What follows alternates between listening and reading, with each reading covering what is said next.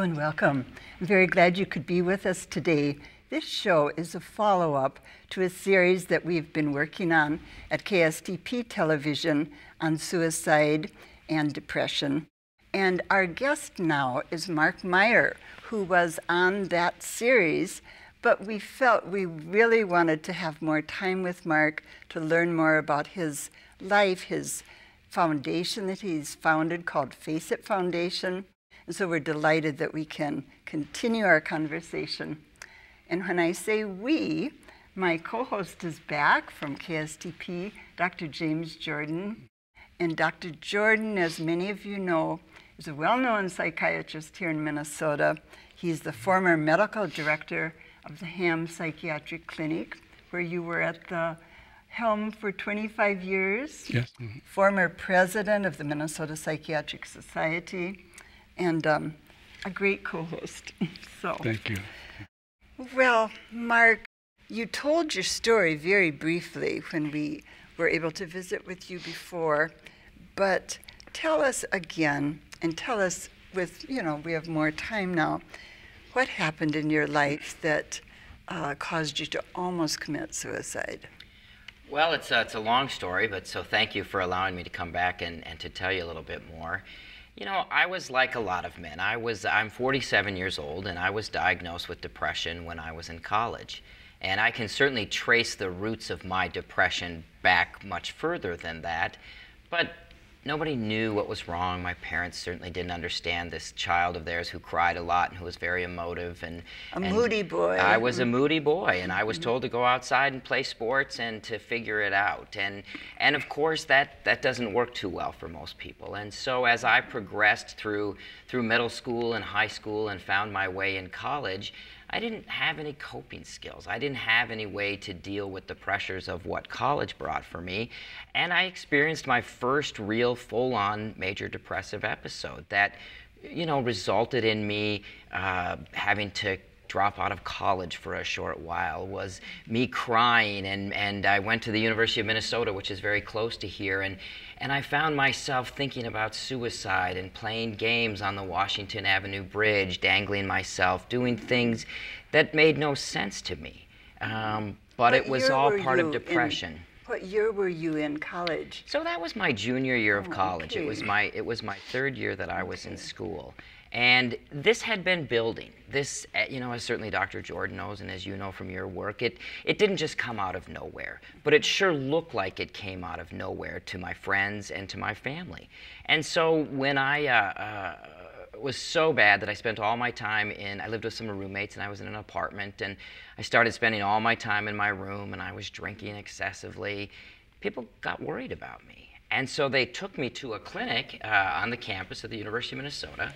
And I sat and had a conversation with a very nice psychologist who said, "Mark, clearly you're depressed." And I said, "Thank you very much," and got up and walked out. I wasn't going to admit this. I wasn't going to acknowledge that I was struggling. I have an older brother who's battled some bipolar disorder. And, there's a lot of baggage that comes along with watching what he did to my family as, growing up with his challenges. I didn't want to admit it. I didn't want to talk about it. I didn't want to deal with it. Did the drinking help the depression? Did my drinking help my depression? Or did it? That's a common self-medicating, trying to treat yourself. Took the edge off my depression, Sure. but of course it makes everything worse. Ultimately. You may escape for an evening and wake up the next day, and of course your problems are there tenfold because everything you've ignored is and the guilt and the shame that goes along with that. But this episode that I had, it eventually passed. I didn't get treatment. I didn't get therapy. I didn't do anything for it. And it lifted over the course of time. Now, it took me 6 years to get myself out of college, but I'm one who perseveres. And so I had that going for me, which was probably ultimately a protective factor for me. And you majored in psychology, and what was your other major? So I was in the Department of Family Social Science. So, while at the same time I was struggling with my own personal battles, I knew somewhere down inside I wanted to help people, but needless to say, I probably wasn't in the best position to help people. But my depression progressed over time. But as so many people with depression do, I continued to live my life. I got married. I went to graduate school. I got my master's degree in social work. I moved out, my wife and I moved out to Portland, Oregon, where I worked and I ran and I cycled and we camped. But I never really experienced life. I never had any joy. I never had any satisfaction. I was angry. I was an angry, angry man. And my wife is a nurse, and she would often encourage me and, prod me to go get help. Mary, I couldn't admit it. I couldn't admit it, and I couldn't deal with it. And ultimately, we moved back to Minneapolis, where now my depression just got worse and worse. And now I was drinking a tremendous amount. I was not sleeping. At this point, as time has passed since I've moved back from Oregon, we now have 3 small children at that time. So more stress. Oh, yes. Stress that I couldn't deal with. And ironically, through all of this, I find myself promoted to running a big medical clinic at Hennepin County Medical Center. And I have more stress. So now I'm the administrator of a large dialysis clinic. And to say my world came crashing down all at once would appear that's what happened. But again, this is building. These are things that are just happening over the course of time. Obviously, my relationship with my wife at that time was very stressed. This poor woman's got 3 of her own children and really a 4th child in me. You. Unreliable, drank too much, explosive, impulsive, very difficult to be with. And as so many people's experience with depression is, my guilt, my shame got worse and worse. And it got to the point where my first real thoughts about suicide occurred one night in my basement with a box cutter, where I intended to slit my wrist, but I couldn't bring myself to do that. And the interesting thing of that is then you feel like a failure that you don't even know how to take your life right. But you were that serious that you knew what you were going to use. Did you have a time, that night or? A particular night, it hadn't been planned, but it was, it was the end of probably a day of, stress and not, not taking care of myself and drinking. That's a real sign, isn't it, of serious depression, when you have a plan. Someone has a plan and the means. And you had certainly ambivalence about it, or reticence. Right. So that was on your side. Let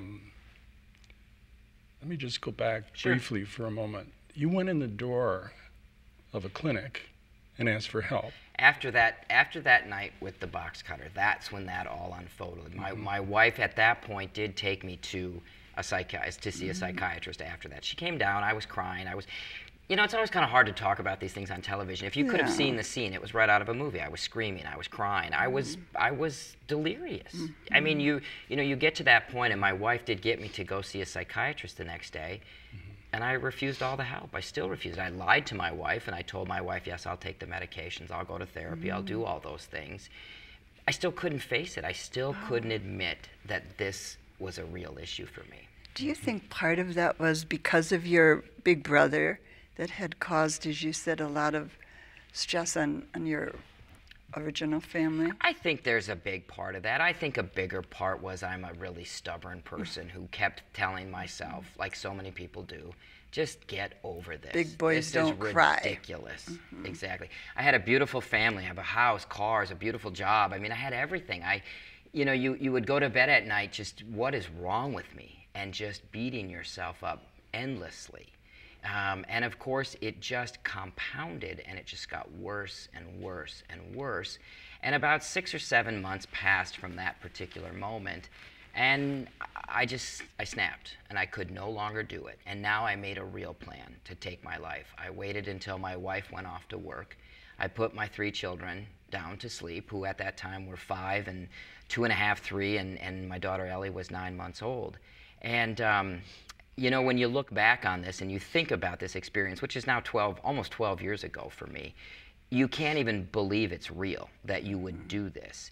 And I grew up here in Minnesota. I was a hunter. I had a house full of guns, and I loaded up a 12-gauge shotgun, and I was as drunk as a person could probably be and still be able to manipulate a gun. I put my kids to bed, and I sat with that loaded gun in my mouth, and I waited for that moment when I would be able to do it. And having the benefit now of being able to look back, you know, people have asked me, did you want to die? And I think the answer is I wanted to die, but I didn't really want to die. I couldn't live anymore. I couldn't deal with this pain. And of course, the whole irony is I had done nothing to get help for it. And I am a very lucky person in that my daughter woke up, my young daughter woke up crying. The baby. The baby. Mm-hmm. And that was enough to stir an instinct in me to go to my daughter and to hold her. And, you know, my wife comes home from work, and needless to say, I'm committed to the hospital very short thereafter. So you told her. She came home to a loaded shotgun and an intoxicated husband, you know, standing in his boxer shorts, holding a sleeping daughter at that point. And yes, and then I was put in the hospital. You know, the cocktail of depression and then drinking. Right. Those two things together, the seriousness and the imminence of having a plan and so forth.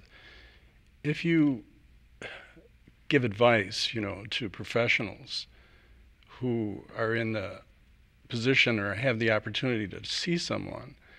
For example, you went actually years before this went in and had a consultation, I think as a student, and we were told you had depression, but how could that have been handled in a way that would have been more constructive, do you think, in the early innings of this And problem? I think it's, you know, I think it's $1 million question, but I think as we've even talked, I think the professionals in doing their job and identifying and telling people what it is they might be suffering from sometimes forget the power of these words we lay in people's laps. And like I said many times when I've told this story, that person said depression. I didn't hear depression, I heard failure, and here we go again. I'm going to do to my parents what my older brother did. It was the end of my dreams that I was the first one in my family to go to college, and so I thought, oh, here we go, I'm going to fail out of college. I think, Jim, it's that ability to be very compassionate in how you deliver this information and to be able to follow up. And sometimes I worry our mental health system isn't set up for follow-up. Because I disappeared, and that therapist, I'm sort of no longer his responsibility, you know. He didn't know imminently that I was feeling suicide. So the shock, suicidal. actually, of hearing this, you know, in bright lights, depression, drugs, your brother, what happened, all of that comes across. Absolutely. Right? Yep. And so then if we take your advice, we're sensitive, we talk to the person as someone who has a life, has a personality, a temperament. I think that might have given you an opportunity to begin to discuss some things at a level where you were comfortable. I would think so. And I'm certainly not questioning the skills of this particular individual, but I think in our busy practices, we get busy. And you're not treating sore throats when people are coming in who are despondent and depressed and abusing substances all over the map. These are fragile people who operate from a complete shame-based perspective, and anything you say to us we often interpret as, I failed again, I'm a loser, I deserve this. Is this, let's say men, take that group, when they come in the door, is this something important to recognize about the fact that they have call a positive toe sign, you know, their toes are pointed. You have to really be on top of this situation, the importance of it. Absolutely. I think, you know, most men probably have found their way to you or to you, Mary, or to our organization at the behest of somebody else, like a mother or a daughter or a wife or you know. And so I think when the guys come to us, we're very careful not to put this burden on them immediately of, well, clearly you're depressed. I mean, that's what the words were said to me. Clearly you're depressed. That word had never even entered my mind at that point. So clearly to him I was depressed. Clearly to me he had no idea what he was talking about, and I was going to get out of there. You mentioned your organization. Let's just have you define the mission of Face It Foundation. Okay. How you came about starting it. I mean, not everybody who's been depressed and suicidal ends up doing this. It's a huge step. It's it's Face It Foundation, and I came up with the idea about 6 years ago, and I founded the organization with another gentleman by the name of Bill Deckus a little over 5 years ago. And our mission at Face It is really a grassroots, peer support-based effort to work with men to overcome and understand depression. And what we do is we do men's groups, we do men's weekends, we take guys to the Twins game who are suffering from depression. We have all sorts of tools on the internet. We are working to develop we call it the Face It Peer Connector, and it's a web-based tool where a man can find our website and he can scroll through a list of peers and read about these people men who have had depression, and he can click a button, and if they're online they can have a virtual chat, and he can do that anonymously. We think that's still a really big deal. You know, and when I launched this organization officially a few years back, I had the opportunity, the once-in-a-lifetime opportunity to ride my bicycle from San Francisco to New York City, where we put on 45 men's depression awareness events across the country. As you went across the country. Yeah, we spoke at universities and churches and Indian reservations and men's clubs. I mean, we were in lots of places. And we really heard loud and clear from these guys that although they won't forever say no to medication or therapy, they're often not ready for that. But our system is built such that that's often the first thing we offer to people. And so what we do at Face It is we're a toe-in-the-water organization. Come hang out. Come meet some people who have been through depression. Hear how various ways people get over this thing. And now you have a buddy. Now you got a mentor. The feeling of being in the same boat, I think it's so helpful for all kinds of problems, isn't it? I mean, it's just... You know, one of the things that, as you're saying that, I was just thinking just in general medicine, and certainly in psychiatry and then treating depression, the first thing you should think of, is really evaluating the situation and stabilizing the situation. And then treatment should flow out of the time that you've taken to refine and define that for the person. Right. Now, as you just said, the pressures are on efficiencies and so forth, but that is a very slippery slope, if not a dangerous one, in this area.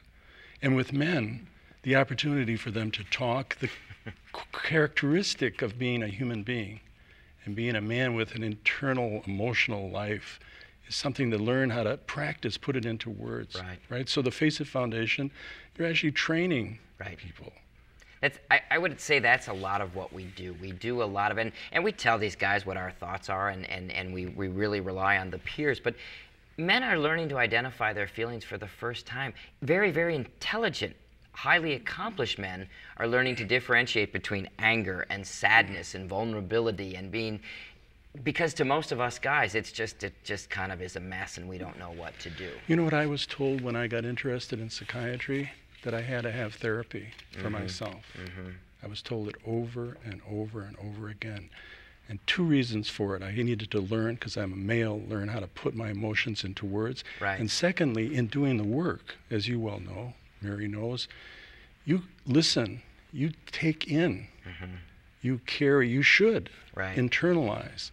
So being able to then metabolize that, discuss it, and so forth, that's really the critical piece of having a psychological life. Having a way of attuning yourself to the emotions of others. So as you say, these men together, they're practicing. That's exactly it's what like an orchestra. You know, let's practice. Great analogy, Jim. You know, I mean, if you're going to perform, you've got to read the music. You've got to listen to the people around you, do your part. And it starts to come out sounding like music after a while. But it takes time. And many of the guys we deal with, it's very interesting. They'll come in and they'll start talking to us and just pick an age of a person, 45 years old, and they'll say, well, they'll have a good week, and they'll come back and say, well, things didn't go so well now. And I say, well, it took you 45 years to get here. How can you think you're going to undo this in a week? And it's practice. It's practice. You know, we're almost out of time, and I'm sure some of the viewers are saying, well, we want to go back and hear what happened to Mark after he was hospitalized.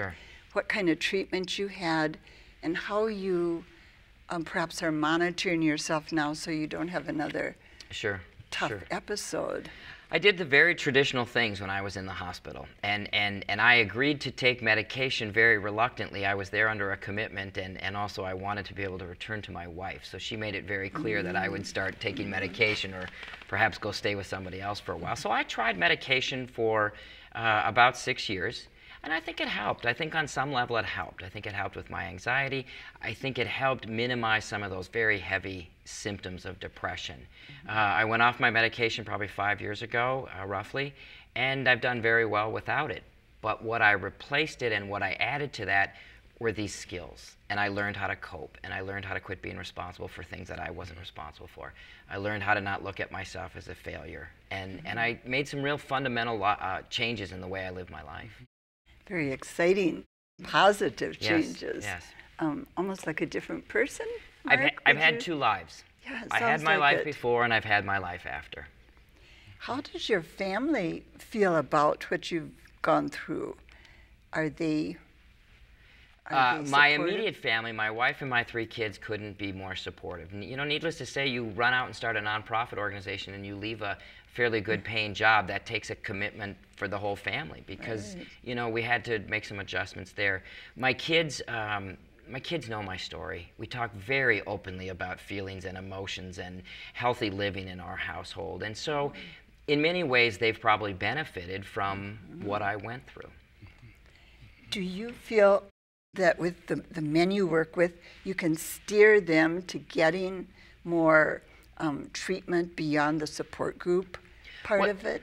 Is that part of the foundation work? I don't have a goal with each individual guy. We talk to each man, and you know, you begin to understand people's preferences, and you know, so we tell people you should talk to your family practice doctor. You should consider, you know, again, I have the benefit of being a clinician for a number of years. You know, people who've been profoundly depressed for a number of years really ought to consider antidepressants. They ought to consider therapy. But we meet guys along that whole continuum of mild, moderate depression. And I tell them, you know, whatever it is you're comfortable with. I think my goal is to help people really understand what the traditional treatments can do realistically, beyond what we've been told in the marketing, you know, efforts. And we encourage people to explore all their options. And to name what you have going on, isn't that a huge first step in admitting I am depressed? I think it's that critical first step, because now, and when you're with other men and you can talk about it, now you're not alone. Right. Now this thing you have, you realize lots of people have had it. The differences between men's symptoms or common reactions to being depressed are quite different than women. But we just have a couple of minutes left. But one interesting thing that I've always been somewhat surprised at is that men often are in an irritability, anger phase when they're depressed, which makes it even harder to identify it, I think, maybe for the layperson. Right. And I think you're right. And I think the interesting thing for all of us to consider, if we can draw on our knowledge of clinical research, most men don't even endorse the emotion of sadness. Right. They don't talk about feeling sad. They talk about being pissed off and angry. Right. So we need to stop and give some information to you. First of all, we're going to put on the screen the website for Mark's Foundation. And it's a very interesting website. There's a podcast that is interesting to see. It is www.faceitfoundation.org. And then a phone number, if you are watching and don't have a computer, 612-789-9897. And that gets you right to your office? Absolutely. They'll talk probably to me. So. Okay, wonderful. Well, is there any last thing you'd want to say to a man or a woman out there who's feeling very much like you maybe felt, very stressed out, very unhappy? I would say 2 quick things, Mary. I would say, first of all, I would never compare what I went through with what anybody else goes through. But I can tell you I was probably as close to death as somebody can be from untreated depression. And as I sit here today, I would argue I'm pretty healthy, pretty happy. And so I would say there's hope. And I understand that loss of hope. And the second thing I would say is, you have to do something. And if what you're doing isn't working, then you have to explore your options and you have to do different things. And so I would say you need to take action. And I understand how hard it is to do that, but that first step often involves a telephone call, an email to our office, a conversation with a friend that you haven't talked to before that you're struggling. Do something positive. We did have on the screen the Lifeline number, and we'll put that back up again because I failed to read it. But do something, as you're saying. Call that Lifeline if you're feeling really desperate, hopeless, and you'll get someone 24 hours a day, 7 days a week. Well, thank you, Dr. Jordan, for your wonderful input. Thank you very much, Mark, for sharing your story. You're welcome. Thank you. I'm sure that many, many people and families listening will be inspired to take some action. I hope so. To talk about what's going on. Yes. And move on it. Thank you very much. Thanks, Mark. Thank you. Thank you for being with us. We'll be back again next week. Until then, have a very good week. If you're feeling desperate, hopeless, and/or suicidal, please call the National Suicide Prevention Lifeline. That number is 1-800-273-TALK or 800-273-8255.